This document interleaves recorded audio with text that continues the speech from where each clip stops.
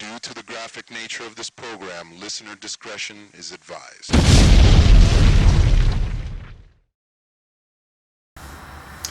Hello everyone and welcome to a new Stranger Vlog. It's a couple days. I just got back from New York Comic Con. If you might have seen the video right before this one, my New York Comic Con 4-day video was so awesome. I want to thank everybody who was involved. I especially want to thank Matt, my cameraman, and I think he's my good luck charm, because 2 years ago I went to Comic Con and then ended up being on the Jack and Triumph show. This year I go to Comic Con. I got a chance to meet Steve Blum, John Schnepp, the Angry Nerd, Black Nerd, and tons of cool people. Voices from Dragon Ball Z. Justin Rojas, one of the lead guys at Funimation. So what I decided to do is to do what they call a haul video. There are videos where they'll go shopping or something like that, and they'll show everything that they bought. Well, I'm going to show you things that I got at Comic-Con. Now, most of these things, only 2 of these things are things that I actually paid for. Everything else is promotional. People were giving them out, swag as they call it. Of course, it's purely for promotion, and but it's still fun to collect. And I know right now I'm recording against a plain blank wall. My other wall, my nerdy wall, which I usually tape in front of. I'm going to probably update that with some of these posters and some of the things that I got. So let me just show them to you now before I even get them up. Okay. First and foremost, a guy who was in the last video, director John Schnepp from Metalocalypse, and he made a movie called The Death of Superman Lives, What Happened. It's a great documentary. Like I said, he's really cool, such a nice guy. He does Collider Movie Talk on YouTube. He does the Heroes show for Collider Movie Talk.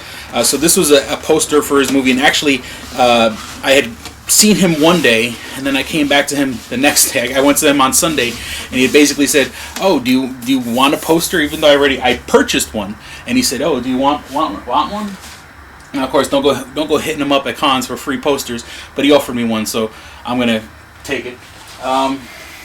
Okay, the second awesome one was there's a rapper named Logic, and he's doing a concept album. You'll see the interview, hopefully. But basically, he did a rap album. Now, what you might notice over here is this gentleman over here, Steve Blum. He's done voices for cartoons like Cowboy Bebop, Star Wars Rebels, and of course one of my favorite shows ever, Megas XLR. And so Logic is a rapper who's doing an album, sort of a concept album where it's in the future, and basically there's little skits in between the songs. So he somehow reached out to Steve Blum, who is one of the coolest guys ever, and I guess Steve Blum is blending his voice talents for the sketches in between the albums. Here's a quick peek at the actual program for the show. I mean, they had boxes and boxes and boxes of these with Frank Miller talking about The Dark Knight 3. Frank Miller, I don't know if it was a surprise that he came out when he came out to Comic-Con, but he ended up showing up for a panel. Unfortunately, that panel you needed wristbands, and I just didn't have the wristband. This is one of those things you have to wait online forever for. Okay, this is one of the few items I actually paid for. It's a Lady Death album, Lady Death comic, and it's autographed by Brian Pulido. Who is it? Right? You can't really see. Brian Pulido, who is the creator of Lady Death. Now, he used to be part of Chaos Comics back in the late 90s, and as much as I liked Lady Death, I actually used to collect the Purgatory comics, which she looked like a she-devil kind of character, and I almost had everything that ever had Purgatory on it. Unfortunately, after my divorce, I was kind of forced to move quick, and I left that box behind in the house that I used to live in. So somebody's probably reaping the benefits of that. Okay, here's a cool poster for, I guess, Stan Lee's writing a biography, or autobiography. And so it's the amazing, fantastic, incredible Stan Lee. Forward by Peter David and Colleen Duran. And then what I like is that there's this little, like, the Avengers in Penn Station or whatever. in New York City. It made it for Comic-Con. And of course, Marvel is based out of New York City, so for them to draw New York landmarks is probably more from memory than anything else. Like I said, I'm just going to go through the posters first, just because they're the hardest ones to handle. This was a Star Wars Rebels poster. There was actually a Star Wars Rebel panel where they showed an upcoming episode. I don't think, by the time this comes out, I think it's going to be still a couple more months. And I believe it's a two-parter, and it's part of Star Wars Rebels, which takes place after Return of the Jedi, but before, after Episode 3, Revenge of the Sith, but before A New Hope. And it actually it very much involves Star Wars: The Clone Wars. So you kind of have to watch Star Wars: The Clone Wars to understand or to further appreciate those episodes. And so I don't want to spoil it, because that's the whole beauty of going to Comic-Con and seeing things before people do. Now, once again, I showed you a poster for The Death of Superman Lives. What happened, once again, this is another item that I paid for, autographed by Jon Schnepp, limited number 53 of 300. This is actually, I don't know if it translates well onto the screen, but it's basically Jon Schnepp's rendition of Nicolas Cage as Superman, because that's what he's doing. In that movie, he interviews Kevin Smith, who wrote the movie, he wrote one of the drafts, the guy from Edward Scissorhands, Tim Burton, and John Peters, the producer, the guy who produced the 89 Batman movie. And basically it's about this movie that was supposed to star Nicolas Cage being Superman, but unfortunately never came through. Let me see. Okay, then the DC animated movies are always fucking awesome. Always fucking awesome. So they had a panel for Batman Bad Blood, which I believe is coming out earlier next year in 2016. And yeah, early 2016. And so I have this James O'Mara, who plays he does the voice of Batman. It wasn't Kevin Conroy. Kevin Conroy was there, but you had to pay him $30 for an autograph. There's a couple other guys here. Basically, and it's going to be a DVD. It's kind of like Batman without Batman. Batwoman comes up on the scene and causes Batman to kind of disappear for a couple of months. So Nightwing, aka Robin, is all grown up now, so he becomes the new Batman. And this is what I got from just watching a trailer. Then he ends up, in the new Robin is Damian Wayne, Bruce Wayne's son that he had with Talia al Ghul. And so, so Damian Wayne is Robin. Dick Grayson is the new Batman, while Batman disappears to go hunt down Batwoman. And then there's a character called Batwing, an African American gentleman, which Lucius Fox. The character's name is Luke Fox, so I'm assuming maybe it's the son of Lucius Fox. And he uses a very technology-based suit, which I'm wondering if they're going to try to maybe tie into an eventual, Batman, Batman Beyond. Okay, now to some more of the wackier things. Here is a KFC, Kentucky Fried Chicken, Flash, a Kernel of Two Worlds, like when they had a Flash of Two Worlds, one of the more famous DC storylines. But obviously it's purely promotional. I just thought it was pretty fucking funny. And for those, I'm pretty sure if you go on the internet and you look hard enough, you will see that they have confirmed a season 2 for Agent Carter. On the other side, Agents of S.H.I.E.L.D. I've been trying to enjoy Agents of S.H.I.E.L.D., guys. I just can't. But Agent Carter, the first season of Agent Carter was fucking awesome. So, here's a poster for it, a little teaser. Unfortunately, this one got a little folded up on me. Let me see. And I could have sworn I had well, I'm pretty sure I'll find it. I'll have I had a poster for Lego Batman v Superman. Like, they had the posters where it's like Batman's face looks like a poster that's ripped. I'll find it. Okay, here's some more of the unusual things. Rotten Tomatoes, I guess they had a panel, and other people were kind of giving these out. So I guess you can give a fresh or rotten. So give me a fresh rating. Give me a thumbs up. Right, click somewhere down there and give me a thumbs up. Okay.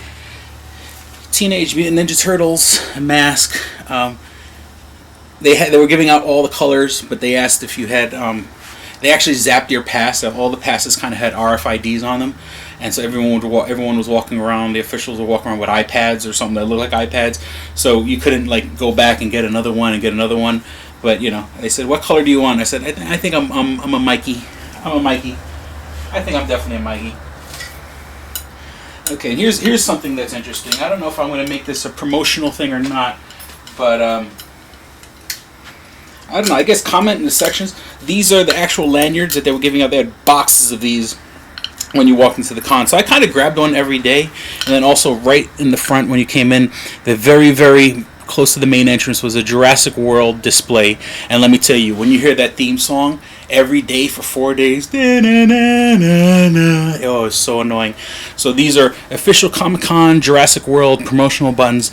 I got 3 of them on 3 lanyards. Like I said, these are the lanyards that actually were part of Comic-Con. They're from a website called Line Webtoon. And actually, I went to their panel. It's basically a app that goes on your phone or whatever, which downloads webcomics every day. And so, like, you can read a new comic every day, and they'll still have plenty of material and stuff. Okay, here we go. There's a USA show called Colony coming up, and I think it's about aliens that kind of occupy California or something like that. I don't know, but they had these guys like in full-on like paramilitary gear, and it was sort of weird, and they had these buttons, so kind of like revolutionaries with the berets and everything like that. A Peanuts movie. They had a big Snoopy if you wanted to take a picture with him and stuff like that. Here's some buttons for Peanuts movie. One of the webtoons. Oh, I forgot the name of this actual webtoon. I think it's called Psycho 9 or CK Psycho or something like that. But it's on the Line Webtoons app, and basically the cool thing about this one is that it's actually a motion comic. So while you're reading and you're scrolling through the comic, you see the characters actually move when you scroll to the screen. So that's pretty awesome. Some South Park stickers. I don't know who this. Honestly, I have no idea who this character is, and of course the little brother. It's kind of doubling up just to rush it. Okay, you kind of got a Gecko Comic-Con button, and Ash versus the Evil Dead, which I think is gonna fucking rock. They actually had like a trailer park out front, like a trailer with the grass and stuff like that. And I don't know if you were allowed to go into the trailer, and they had the coolest thing. Like you go to sports games and they have like the weird number 1 foam finger. They had the foam chainsaw that you put on your hand and you could wave around and stuff like that. So I thought that was pretty cool. Here's an unusual giveaway. Popular Mechanics. I mean, obviously nerds are going to love Popular Mechanics, but it's for a show on the Science Channel called Secret Space Escapes. And it's basically a show where they have these astronauts telling their stories, like basically where you think they're going to die. They thought they were going to die, and somehow they manage to survive, and it's pretty crazy stuff. Also from the Star Wars Rebels, they gave out these cards, these little collector cards. In the back, it looks like the older cards from like in the early '80s of Star Wars, and then the other, that looks very, very old school. And then a Obi-Wan Kenobi pin, and so I put them in this little card holder. I don't think they're going to be any super value because they were just giving them away for free at Comic-Con, but they mean something to me. And the last thing, the coolest thing. Now, once again, this was something I just got because being a member of the press. Now, mind you, I didn't get this because I was a member of the press. I saw another member of the press getting this, and I kind of begged for it. And I begged for it. I overstepped my boundaries, and I said, please, can I have one? And this is pretty neat. Now, what happened was this was actually, in a couple of months or in about a month or so, they were going to be releasing the Attack on Titan live-action movie. Well, apparently, at the Funimation booth, they had copies of the movie, of the screener to be given to members of the press. I thought what I saw. I thought it was just a promotion for the cartoon. I said, it's Funimation. They sell cartoon DVDs, but I guess, obviously they're involved with the live action. So I saw their promotional guy, their PR guy, give another press member this, and I said, please, please, please, can I have... But he actually took the screener DVD of the movie. Now, at the first, I didn't know what DVD was in there. I thought it was a DVD with the cartoons. It was actually a DVD for the live action. But let me just show you. They kind of have this little poster, this little lenticular poster with one of the major bad guys from the show and the movie. In the back, it's actually like a calendar. They have this weird thing, once again, promotional, but I don't know if you're supposed to open your mouth, or I don't know how's that supposed to work. But yeah, this little spooky skinless guy Titan face. And obviously this is based on a manga, and so there's like this little promotional comic with like the live action characters from I should know the guy's name, unfortunately I don't. But basically in the text, and it's like a real manga where I think like you're supposed to read it backwards to front or something like that. But that's pretty cool. And I think the pièce de résistance, all those Attack on Titan things came in this bag. And I know the characters in the show, the ones that attack the Titans, kind of have like these satchels that they wear on their side, which carry the big harpoon gun things. But it looks like a military style. I have it all bunched up. But I mean, like, I think I can rock the purse. I think it's nerdy. So I think I rock the man purse. I mean, I don't know what I could put in here. Maybe like my daughter's tablet or something, or it's too small for anything else, or a book or something like that. Or if I just needed to carry a couple of things, but I can rock the merce. I'm secure enough in my manhood to rock the merce. So that was my. Now I have much more stuff, but this video would be 2 hours long if I showed everything else. But like I said, I just paid for the Death of Superman Lives What Happens poster because it was a limited edition, and I wanted to support John Schnepp.